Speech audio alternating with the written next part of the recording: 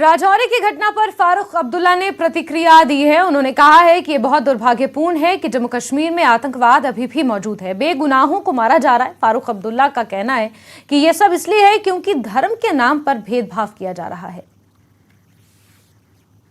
ये बहुत ही दुख की बात है कि आतंकवाद अभी भी इस रियासत में चल रहा है, बेगुनाहों को मारा जा रहा है। इसमें कोई शक नहीं है, बेगुनाह लोग, वो किसी भी मजहब से ताल्लुक रखते। ये बीमारी अब बहुत बढ़ गई है। सारे वतन में नफरत जिस तरह फैलाई जा रही है, ये उसी का नतीजा भी है। आज मुसलमान को अलग खड़ा किया जा रहा है, हिंदू को अलग खड़ा कर दिया जा रहा है। कौन जिम्मेवार है? कौन नफरत फैला रहा है?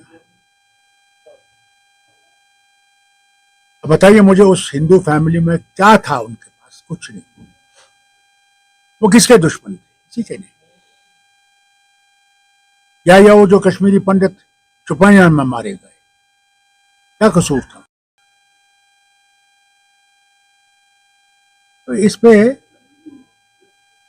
होम मिनिस्ट्री में रास्ता निकालने की जरूरत है। मैं समझता हूं ये बर्बादी का रास्ता इख्तियार किया जा रहा है। जो भी कर रहा है बर्बादी का, इससे कुछ नहीं निकलेगा। हमारी बाउंड्रीज बदलेंगी नहीं और हमारी बर्बादी और तेज हो जाएगी, नफरतें और बढ़ जाएंगी।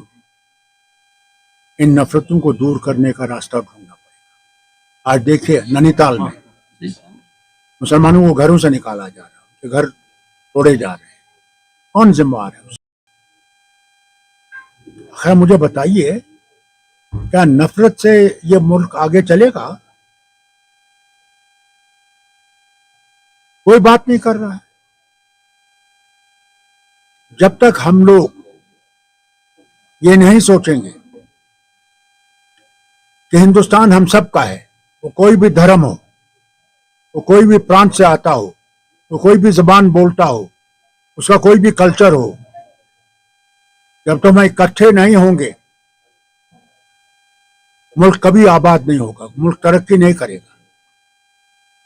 डर हर वक्त। इस डर को दूर करने के लिए सबको कोशिश करनी है, वो अपोजिशन में हो या पावर में हो। सबको एक ही रस्सी को थामना पड़ेगा और इस मुसीबत से निकालने के लिए कोशिश करनी पड़ेगी। सर, किस तरह से राजौरी हमले की आप मजम्मत करेंगे? जिस तरह से मैं कर रहा हूं, और क्या करूंगा? क्या कर सकता हूं? मेरे हाथ में तो कुछ भी नहीं। जब कश्मीरी पंडित मारे गए थे तो मैंने सरकार को लिखा था, गवर्नर साहब को लिखा था, लेफ्टिनेंट गवर्नर साहब, कि सारे लीडरों को बुलाइए, उनसे ऑल पार्टी मीट करिए, उसके बाद कोई रास्ता निकालने की बात करें। वो उसके बगैर नहीं बनेगा। अगर ये समझते हैं कि सिर्फ इनकी हुकूमत से और इनकी फौज और पुलिस से ये बंद हो जाए, ये नहीं होगा। हल इतना आसान भी नहीं और इतना मुश्किल भी नहीं है। हमें वो रास्ते इख्तियार करने पड़ेंगे जिससे हल निकल सके। कोई बना हुआ हल नहीं है, उस हल को बनाना पड़ेगा, उसको निकालना पड़ेगा, उसका रास्ता निकालना पड़ेगा। आज 3 साल 4 साल होने लगे हैं जब से इनने इस रियासत को यूनियन टेरिटरी में बदला दिया है, 3 साल खत्म किया है। कहा नहीं इन्होंने कि आतंकवाद 370 की वजह से है? कहा इन्होंने? आज इतने सालों से 370 नहीं है, आतंकवाद तो वही है और बढ़ रहा है। आपको लगा मेरे वक्त में तो इतनी फौज भी नहीं थी, ना पैरामिलिट्री फोर्स भी नहीं थी जब मैं राज में था। नफरतें बढ़ रही है, दूरियों को मैं नहीं जानता, नफरतें बढ़ेंगी। जो ये कर रहे हैं उनसे नफरतें बढ़ेंगी। हो सकता है उनका यही, जो ये कर रहे हैं उनका ये मकसद यही हो, जो नफरतें बढ़े और हिंदुस्तान बर्बाद हो जाए। अगर आप ये समझते हैं कि सरकार बनने से ये आतंकवाद खत्म होगा तो आप गलतफहमी में हैं। उस सरकार को भी इसका मुकाबला करना, क्योंकि जहां से ये आ रहे हैं, जब तक उन लोगों के हुकूमत से बात नहीं की जाए, कोई रास्ता नहीं इख्तियार किया जाए, तो बंद नहीं होगा। और सीधे रुख करेंगे सहयोगी राजन वैद का, लगातार हमारे साथ बने हुए हैं। राजन, जिस तरीके से आप इससे पहले जानकारियां दे रहे थे कि कुछ हलचल बढ़ी है, आर्मी के कॉन्वॉयज ऊपरी इलाकों की ओर बढ़े हैं और सर्च ऑपरेशन वहां पर और तेज कर दिया गया है। आपके पीछे मैं कुछ लोग देख पा रही हूँ, जरा उनसे भी बातचीत करने की कोशिश कीजिए। उनका क्या कुछ कहना है, कितने गुस्साए हैं, कितना आक्रोश के अंदर है और साथ ही दहशत का भी माहौल वहां पर नजर आ रहा है।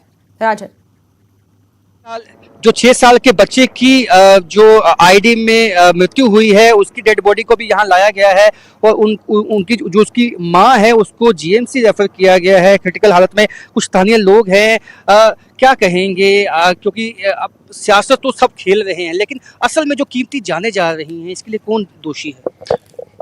बहुत बहुत शुक्रिया। आप देख रहे हैं कि आप मीडिया पर्सन यहाँ कल से ही कवरेज दे रहे हैं, तो यहाँ सबसे पहली जिम्मेवारी तो हम प्रशासन की समझेंगे, क्योंकि रात को अगर पुलिस पार्टी वहाँ गई थी, उन्होंने इलाका को सैनिटाइज करना उनका ये फर्ज बनता था। अगर वो इलाका को अच्छी तरह से सैनिटाइज करते तो ये जो कीमती जाने, जो बंदे क्रिटिकल इंजर्ड हुए हैं, ये हादसा यहाँ पर नहीं होना था।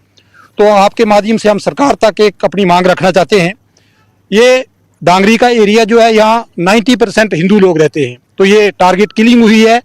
इसमें बिल्कुल वेल प्लान तरीके से ये किलिंग हुई है। इसमें हो सकता है कि कोई लोकल इन्वॉल्वमेंट भी हो। इस पर पुलिस को चाहिए कि पूरी छानबीन करे। नंबर 2, हमें यहाँ पर बीडीसी गन्ने मिली थी, तो हमारी गन्ने जो थी वो पुलिस ने वापस ले लिए हैं। अगर हमारे पास यहाँ वगैरह होती तो आगे पीछे से फायरिंग होती तो हो सकता कि ये हादसा जो जहाँ हुआ ये ना होता। तो दूसरी, आपको क्यों लगता है कि लोकल इन्वॉल्वमेंट इसमें है? तो क्या आपको पुलिस पे या जो यहाँ पे जो इंटेलिजेंस एजेंसीज हैं उन पे क्या शक शुबा है? कोई नहीं, शक शुबा की बात नहीं। अगर मतलब कोई आदमी किसी एरिया में आता है तो जब तक उसको शेल्टर नहीं मिलता, उसको खाना नहीं मिलता, तब तक तो वो आदमी किसी दूसरी जगह में जाके कामयाब नहीं हो सकता। तो ये तो क्लियर है, अगर यहाँ की कोई इन्वॉल्वमेंट रही होगी जिसके माध्यम से ये लोग। अच्छा, ये इनपुट पहले से भी था, काफी लोगों ने उन 2 से 3 जो आतंकवादियों को देखा भी है इस इलाके में। ऐसी कुछ घटनाएं घटी है? हाँ, इसमें सर्च ऑपरेशन आर्मी के चलते रहे हैं, मुरादपुर एरिया में चलते रहे, इस एरिया में चलते रहे, मगर ये लोग मिले नहीं। और एक आप गुजारिश करेंगे कि हमारे इलाका में यहाँ फोर्स नहीं है, तो हमारी जहाँ पहले चौकियाँ थी, हमें वो चौकियाँ दी जाए। तो आप वीडीसी को कितना अहम समझते हैं कि यहाँ की सिक्योरिटी अगर सुनिश्चित बनानी है तो उसके लिए वीडीसी चाहिए? उसके लिए हमें काफ़ी सुरक्षा की ज़रूरत है और वो काफ़ी हेल्पफुल हो तभी चल पाता है, नहीं तो अन्यथा ऐसे नहीं चलता। जो इतना नुकसान हुआ है, रात का तो हो गया, लेकिन सुबह का नहीं होना चाहिए था। अगर ये रात को सर्च किया जाता और पुलिस चेक करती, आर्मी चेक करती, सर्च करती, इतना बड़ा नुकसान नहीं होता। जो लोग अभी भी सियासत खेल रहे हैं और पाकिस्तान से बातचीत की वकालत कर रहे हैं, क्या कहेंगे वो? सर, इसमें मैं कह रहा हूँ कि आर्मी और जितनी भी पुलिस फोर्स की यहाँ पे थी पहले चौकियाँ, वो अभी भी तैनात होनी चाहिए। इतना नुकसान नहीं होना था अगर ऐसे होता। तो जो ये सियासत खेल रहे हैं इस वक्त, पाकिस्तान से बातचीत करने की जो है वकालत कर रहे हैं, उनको क्या कहेंगे उन नेताओं को?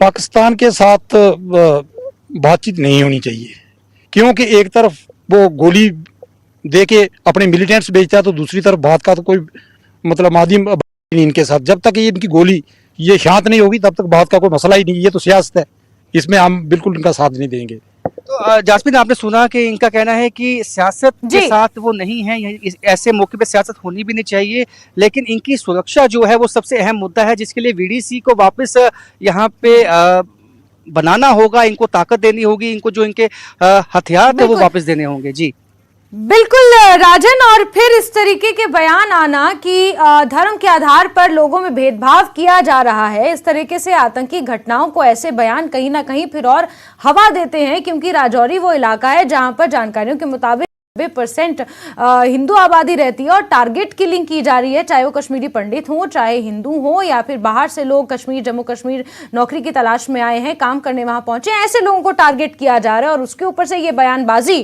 कि धर्म के आधार पर लोगों को बांटा जा रहा है, इस वजह से मिलिटेंसी बढ़ रही है, ये आतंकवाद को हवा देने के लिए ये बयान कहीं ना कहीं काफी है। राजन, लगातार आप बने रहिए हमारे साथ। दरअसल रिएक्शंस भी कुछ इस घटना पर आए हैं जो दर्शकों को बताने जरूरी हैं। बीजेपी प्रवक्ता अल्ताफ ठाकुर ने राजौरी की घटना पर प्रतिक्रिया देते हुए कहा कि बालाकोट एयर स्ट्राइक की तरह पाकिस्तान को फिर से दो टूक जवाब देने का समय आ गया है। हम कश्मीर से आतंकवाद का सफाया किया है। राजौरी, पुंछ, डोडा, किश्तवाड़ तरीके से किसी बोरे के नीचे प्लांट की गई थी जिसके अंदर धमाका हुआ।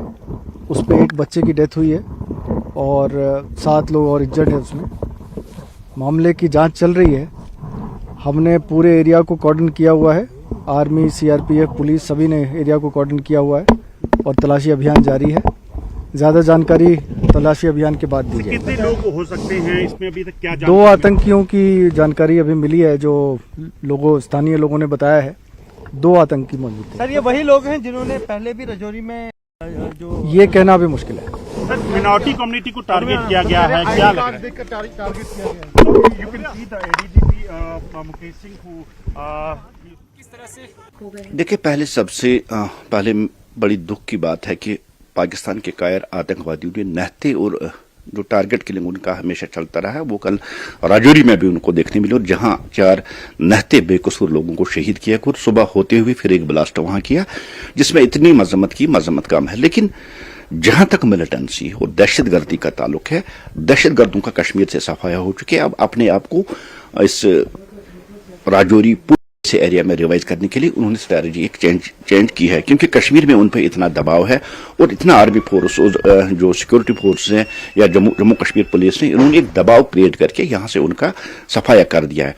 अब उसी स्ट्रैटेजी को चेंज करते हुए ये दर्शाना चाहते हैं कि हम कहीं भी स्ट्राइक कर सकते हैं, कहीं भी हम स्ट्राइक करने के काबिल है, कहीं भी कर सकते हैं। आपने देखा कि सिद्रा में भी पहले 2-4-5 दिनों से पहले वहां भी 4 मिलिटेंटों को मारा गया और कल जहां राजौरी का मसला है, ये उसी की एक कोशिश है। पाकिस्तान को जम्मू कश्मीर का अमन रास नहीं आता, क्योंकि जो पॉलिटिकल प्रोसेस यहां शुरू हुई, जो अमन 370 के बाद यहां जम्मू कश्मीर में जो शुरू हुआ है, जो प्रोसेस शुरू हुई है, उसको देने के लिए पाकिस्तान ये कायराना हरकत कभी रात के अंधेरे में कायरों की तरह, बुज़दिलों की तरह, शैतानों की तरह आके घरों में घुसना और नहते और बेकसूर लोगों को, और खासकर इसमें यह बात है कि जो कल से हमें देखने को मिले, एक मखसूस कम्युनिटी, हिंदू कम्युनिटी को टारगेट बनाने की कोशिश करते हैं। इसका सीधा सा मतलब ये पाकिस्तान उसी लाइन पे वापस चला गया है जो नवीज में देखने को मिल रही है कि कश्मीर या जितने भी यहाँ मुस्लिम मेजॉरिटी इलाके हैं, ये मुसलमानों का इलाका, या हिंदू नहीं रह सकते। इसके पीछे यही फिलॉसफी है, लेकिन ऐसा कुछ भी नहीं है। जिस तरह से कश्मीर में हमने मिलिटेंसी का सफाया किया, जिस तरह कश्मीर में हमने दहशतगर्दों की कमर तोड़ दी है, राजौरी हो, पुंछ हो, डोडा हो, किश्तवाड़ हो, जो भी ये बेल्ट है, से भी मिलिटेंटों का खात्मा करेंगे और जिन्होंने कल एक कायराना हरकत की, पाताल से भी ढूंढ के उनको खत्म किया जाएगा और पाकिस्तान की इस पॉलिसी को हम कामयाब नहीं होने देंगे। लेकिन इसके साथ साथ जैसे बालाकोट हुई थी, जैसे एयर स्ट्राइक हुई थी, मुझे यही लगता है कि पाकिस्तान को एक बार फिर कड़ा संदेश देने की वक्त आ गया है और पाकिस्तान को जो ये बार-बार कायरानी हरकतें करवाता है, यहाँ के आम शहरी को मरवाता है, उसके लिए उसको एक कड़ा संदेश देने की का वक्त फिर आ चुका है। पीपल्स कॉन्फ्रेंस के सदर सजाद गनी लोन हमारे साथ मौजूद हैं। सजाद साहब, राजौरी में एक और दहशतगर्दाना हमला कैसे देखते हैं? हम तो बहुत सख्त अल्फाजों में इसकी मजम्मत करते हैं। इंसानी जान गई है और ये जो उग्रवाद है, ये जो टेररिज्म है, जो टेररिस्ट्स हैं, अल्लाह करे इनका बेड़ा गर्क हो जाए, नेस्तनाबूद हो जाएं। जहाँ भी देखे इंसानी जाने, अनआर्म्ड सिविलियंस को, जो घर में सोए हुए लोग, बैठे हुए लोग, उनको जाकर गोलियां मारना, ये कहाँ की इंसानियत है? 2 दिन कबल अगर हम बात करेंगे, 2 दिन पहले यहाँ पे बात कर रही थी पुलिस या बाकी इस्टेब्लिशमेंट कि अब मिलिटेंसी आखिरी सांसें ले रही है और बाकी जो है इनकाउंटर्स गिन रहे थे, कम नौजवान आए, जो डाटा भी है। लेकिन एकदम से एक हादसा, एक हमला और पूरा खौफ छा जाता है। देखिए, जहाँ तक टेररिज्म का मामला है, टेररिज्म या तो आना नहीं चाहिए था, ये आ गया है। इसको डिफीट करना बहुत मुश्किल होता है, डिसअपेयर करना बहुत मुश्किल होता है। It will keep on appearing, ये हमारी तकदीर बन चुकी है। अल्लाह करे हम सब लोग इकट्ठे हो जाएं और ये जो ये स्कर्ज ऑफ टेररिज्म है, इसको किसी तरीके से खात्मा करें। लेकिन एज ऑन डेट मुझे लगता है कि पूरी तरह से इसका खात्मा हुआ नहीं है और इट विल रेयर इट्स अगली हेड अगेन एंड अगेन।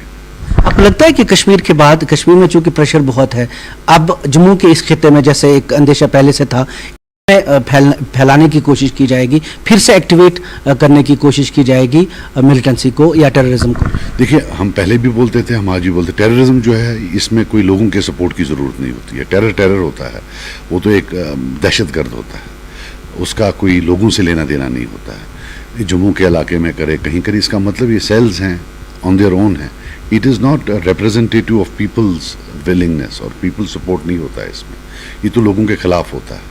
तो ये किसी भी जगह हो सकता है, ये हमने देखा है। आप देखिए, अक्षरधाम नहीं हुआ तब गुजरात में हुआ, दिल्ली में हुआ, हिंदुस्तान के किस हिस्से में टेरर नहीं हुआ। ये टेररिज्म को मतलब, और जबकि मालूम है इसमें कि कोई मे बी बाहर की ताकतें इसमें पीछे सपोर्ट कर रही हैं इसको, so to think that they will disappear is very difficult. Pakistan का रोल जैसे हर तरफ है, पाकिस्तान से आते हैं, मिलिटेंट हैं, पाकिस्तान के साथ क्या किया जाए ऐसा कि ये मामला खत्म हो? ये तो फॉरेन मिनिस्ट्री, डिफेंस मिनिस्ट्री का सब्जेक्ट है, हमारा तो सब्जेक्ट है नहीं, वो जाने वो कैसे उनके साथ डील करें। लेकिन यहाँ जहाँ तक है, इस लड़ाई में लोगों को ऑन बोर्ड लेना है, दैट्स मोर इम्पोर्टेंट, वो हमारा सब्जेक्ट है। दहशतगर्दी के खिलाफ लड़ाई में लोगों को साथ लेके चलना है, और ये लोगों के खिलाफ है, इसमें लोगों का, आम लोगों का कोई नहीं होता। लड़ाई बड़ी है, मुश्किल है, और कोशिश जारी रहेगी कि इस तरह के जो दहशतगर्द हमले होते हैं, आम इंसान मारे जाते हैं, इनको कंटेन करें, इनको ख़त्म करें, लेकिन मुश्किल मामला है। आफाक शाह के साथ शब्बीर अहमद, न्यूज़ 18 श्रीनगर। और चलिए सीधे रुक करेंगे हमारे सहयोगी समीर भट्ट ज़्यादा जानकारियों के साथ जुड़े हुए हैं। समीर, बीते कल जब हम आपसे लाइव पे जुड़े थे तो हम यही बात कर रहे थे कि नो मैटर व्हाट, कितने ही डेवलपमेंट प्रोजेक्ट्स वहां पर चला दिए गए हों, लेकिन अभी भी मिलिटेंसी, आतंकवाद एक बहुत बड़ी चुनौती है सरकार के सामने, प्रशासन के सामने, और इससे निपटना सबसे ज़्यादा ज़रूरी है, क्योंकि तब तक वो डेवलपमेंट्स मुकम्मल नहीं हो पाएंगी जब तक मिलिटेंसी का खात्मा नहीं होगा, लोगों की सुरक्षा वहां पर नहीं होगी। देखिए, आपने बिल्कुल सही कहा, इस सवाल का जवाब मैं दे दूंगा, लेकिन उससे पहले एक डेवलपमेंट ये हुई कि यहाँ पे रोमियो फोर्स के जीओसी वो आए थे, और एडीजीपी मुकेश सिंह, जो जम्मू डिवीजन के एडीजीपी मुकेश सिंह, वो यहाँ पे आए। जो मेरे पीछे आप देख सकते हैं, यहाँ पे जो आईडी ब्लास्ट आज सुबह हुआ था 9:45 के करीब, इस मकान के सामने जहाँ आईडी ब्लास्ट हुआ था, यहाँ पे, और जो सामने और जो बाकी मकान आपको लग रहे हैं उसके पीछे जो दिखाई दे रहे हैं, उन मकानों का भी निरीक्षण उन्होंने किया। उन्होंने पूरा यहाँ पे सिक्योरिटी अपैरेटस का जायजा लिया। हम भी कुछ कोशिश करते हैं, और उसके बाद मैं आपके सवाल के जवाब में आऊंगा, लेकिन फिलहाल यहाँ पे जो सुरक्षा है वो बढ़ा दी गई है, और जहाँ पे ये ब्लास्ट हुआ था वो हम आपको दोबारा वो स्पॉट दिखाने की कोशिश करेंगे जहाँ पे वो, क्योंकि यहाँ पे सैनिटाइजेशन हुई है प्रॉपर। पहले हमने दिखाया था, उस टाइम प्रॉपर सैनिटाइजेशन नहीं हुई थी, लेकिन अब सैनिटाइजेशन हुई है, और अब हम आपको बारीकी से दिखा सकते हैं।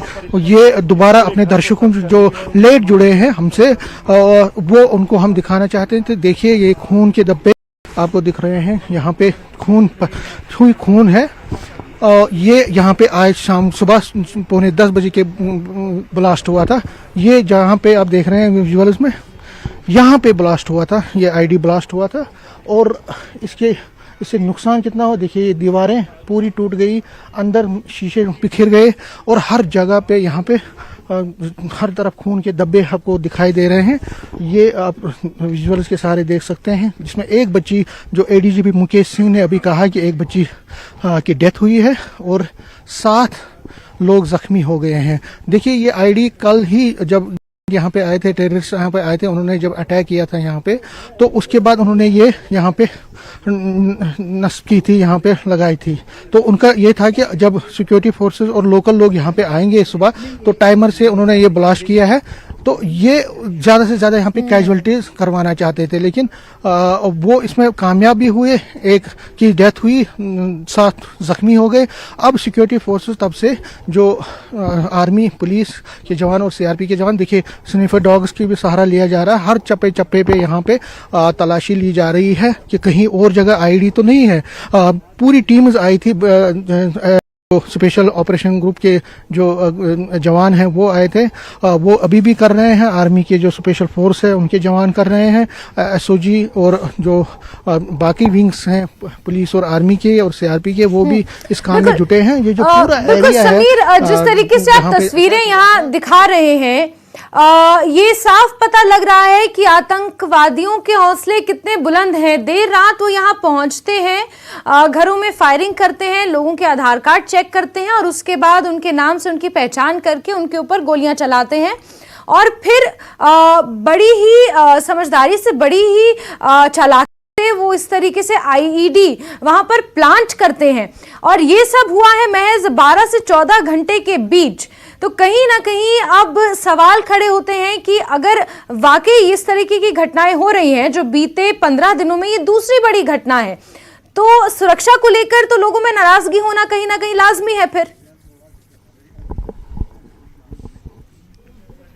बिल्कुल बिल्कुल आपने सही कहा। और ये जैसे हम रात को 2 बजे यहाँ पे पहुंचे थे और रात को 2 बजे यहाँ जो जहाँ चौक है वहाँ पे जो लोग हैं वो कड़ाके की सर्दी में वहाँ पे खड़े थे बॉडीज को लेकर वहाँ पे। तो अभी तक वहाँ पे वो बॉडीज को लेकर वहीं पे खड़े हैं। ये जहाँ पे मैं खड़ा हूँ, यहाँ पे अटैक हुआ था, मैं वहीं पे हूँ। इसी मकान में एक अटैक हुआ था, यहाँ पे भी एक अटैक हुआ था, 2-3 और मकानों को निशाना बनाया गया था। और जिस तरह मैंने आपको पहले दिखाया आईडी ब्लास्ट यहाँ इसी मकान के सामने जो मैंने आपको दृश्य भी दिखाए वो यहाँ पे हुआ था। तो आपने जो बात कही कि ये बहुत ही चिंताजनक बात है और लोकल जो लोग हैं यहाँ पे वो यही कह रहे हैं कि जब कल शाम को मिलिटेंटों ने यहाँ पे अटैक किया था, आतंकवादियों ने अटैक किया था, तो उसके बाद ही इस एरिया को सैनिटाइज करना चाहिए था। ये देरी क्यों आई? पुलिस और जो सिक्योरिटी फोर्सेस हैं उनको जल्द से काम लेना चाहिए, वक्त काम लेना चाहिए था। और जो आईडी अगर यहाँ पे कुछ होती या जो प्रोसेस है सैनिटाइजेशन का वो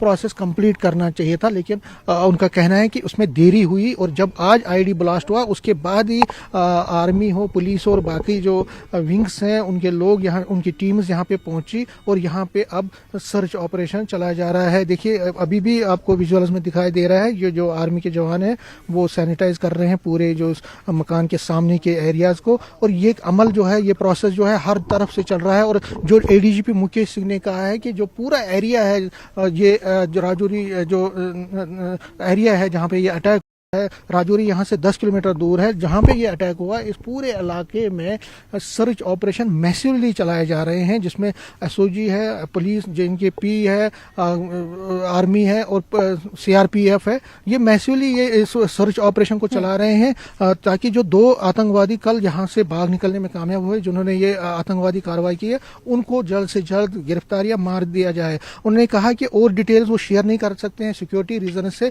लेकिन जो कोशिश की जा रही है कि उनको जल्द से जल्द ट्रैप करने की। इसलिए जंगल का एरिया जो है आप देख सकते हैं पीछे, ये जो एरिया है जंगल का एरिया पूरा दिखाई दे रहा है आपको। इसी जंगल के एरिया कल आतंकवादी यहाँ पे पहुंचे हैं जंगलों को क्रॉस करने के बाद, 2 आतंकवादी, और उन्होंने दरवाजा खटखटाया। उन्होंने देखा कि ये हिंदू कम्युनिटी से ताल्लुक रखने वाले आधार कार्ड के बिना पे, तो उसके बाद उन्होंने यहाँ पे फायरिंग की और ताबड़तोड़ फायरिंग करने के बाद उन्होंने ये कैजुअलिटीज की, जिसमें कल 4 लोग शहीद हुए, 4 लोगों की जानें चली गई, 6 बिल्कुल। तो समीर, साफ तौर पर ये टारगेट किलिंग का केस है और टीआरएफ ने इसकी जिम्मेदारी ली है।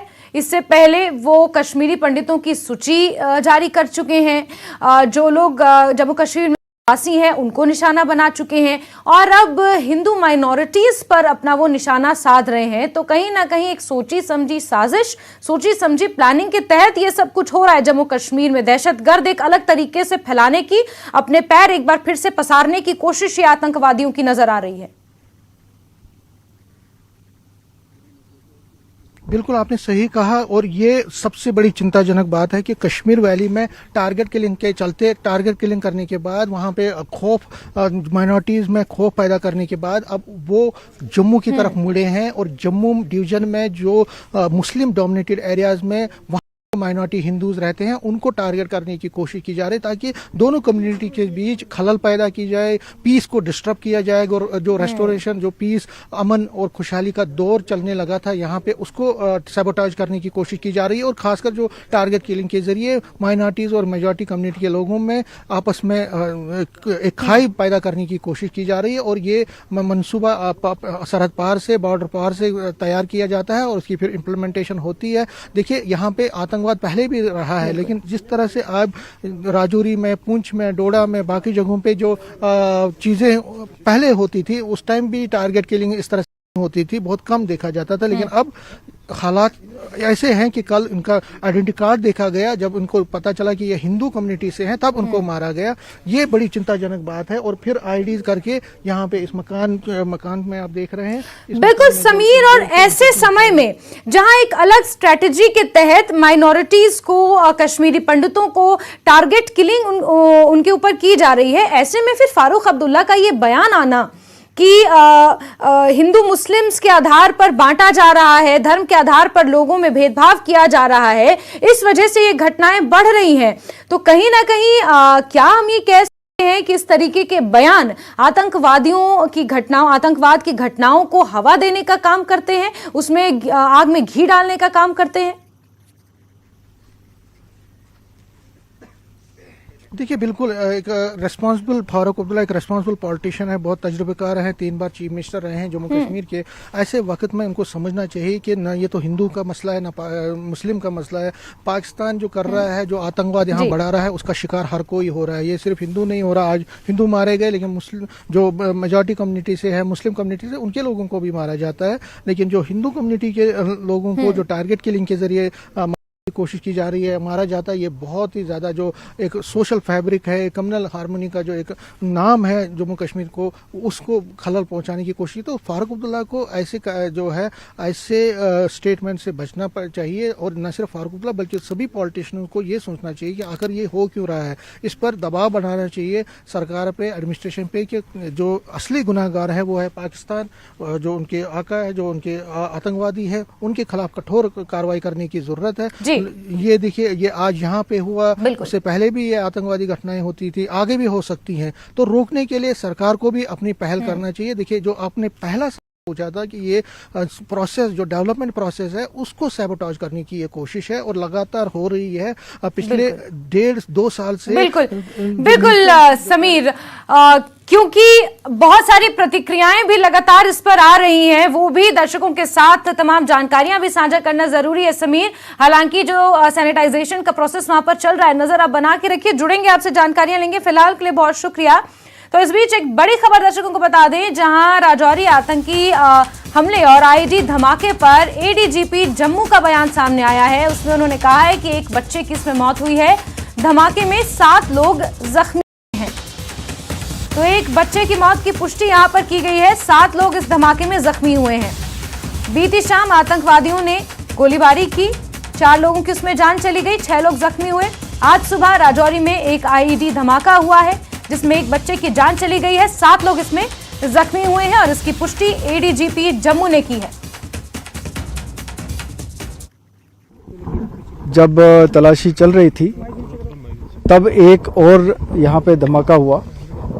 ऐसा लगता है कि आईडी बहुत तरीके से किसी बोरे के नीचे प्लांट की गई थी, जिसके अंदर धमाका हुआ।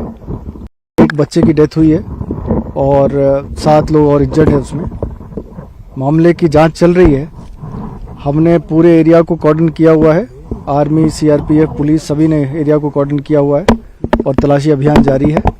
ज़्यादा जानकारी तलाशी अभियान के बाद दी जाएगी। कितने लोग हो सकते हैं इसमें, अभी तक क्या 2 आतंकियों की जानकारी अभी मिली है, जो स्थानीय लोगों ने बताया है।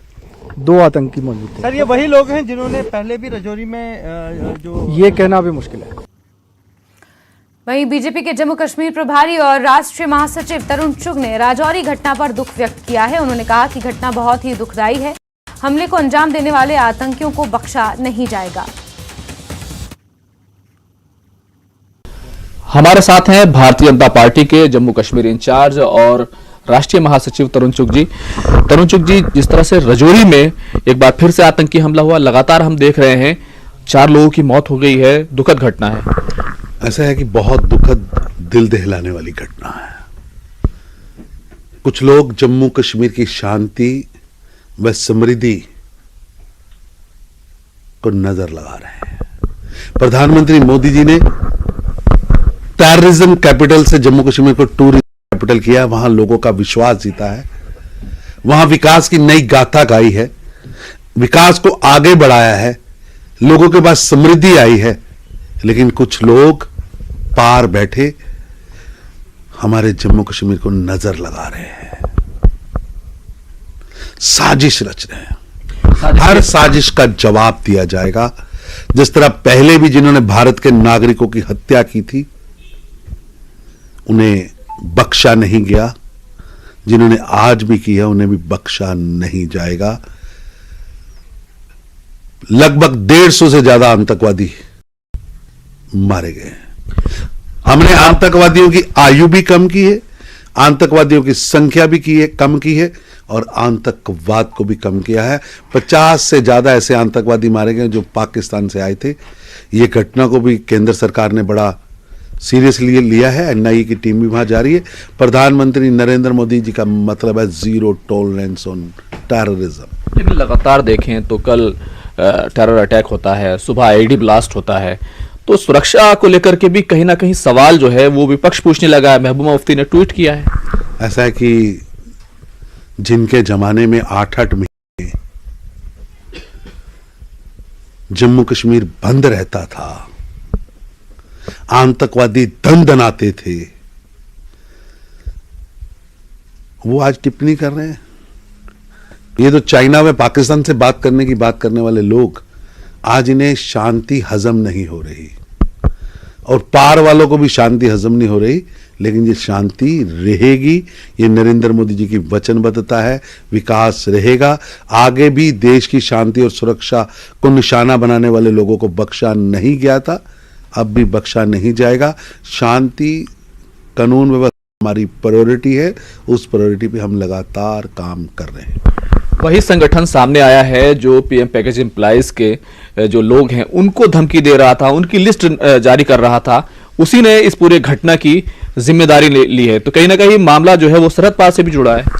बिल्कुल, सरहद पार बैठे लोग ही षड्यंत्र रच रहे हैं, उनके षड्यंत्र कामयाब नहीं होंगे। नागरिकों की सुरक्षा हमारी प्रथम प्राथमिकता है और हम इसमें सफल हुए हैं। आगे भी जिन लोगों ने ऐसी नापाक कोशिशें की हैं वो बख्शी नहीं जाएंगे। कैमरामैन संजीव वर्मा के साथ खुर्रम शहजाद, न्यूज़ दिल्ली। तो लगातार इस बड़ी खबर पर हमारी नजर बनी हुई है, तमाम तरह रिएक्शंस भी इस पर आ रहे हैं, वो भी हम आप तक पहुंचा रहे हैं। लेकिन फिलहाल इस बुलेटिन में इतना ही। मुझे दीजिए इजाजत, नमस्कार।